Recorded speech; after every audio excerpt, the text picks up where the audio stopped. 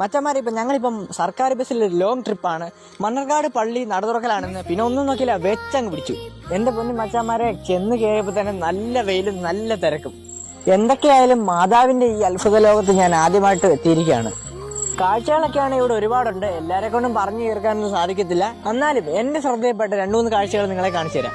ഇതാണ് ഇവിടുത്തെ പുണ്യതീർത്ഥം. ഇതിലെ വെള്ളം കോരി കുടിച്ചപ്പോൾ എന്തോ ഒരു ഊർജ്ജം കിട്ടിയ പോലായി. അങ്ങനെ വെള്ളം കുടിച്ചേച്ച് ഇവിടുത്തെ ഘോഷയാത്രയിൽ ഞാനും പങ്കുചേർന്നു.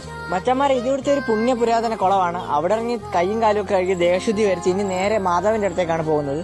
മാതാവിനെ കാണാനായി ഞാൻ 8 ദിവസം നോയമ്പെടുത്ത് വന്നുകൊണ്ട് യാത്രാക്ഷീണം, വെയിലിന്റെ ക്ഷീണം, ദൂരത്തിന്റെ ഒരു പ്രശ്നം എന്നെ ബാധിച്ചില്ല. മച്ചന്മാരെ, എന്റെ അനിയന്മാരും ഉണ്ട്, അവരും നല്ല വൈബിലാണ്. ഗൈസപ്പൻ നല്ല വ്യൂ പോയിന്റ് ആണ്, ഒരു രക്ഷയില്ല, അടിപൊളിയാണ്. എനിക്ക് ഒരുപാട് ഇഷ്ടപ്പെട്ടു. അതുപോലെ തന്നെ ഭക്തജനങ്ങളുടെ നല്ല തിരക്കുമുണ്ട്.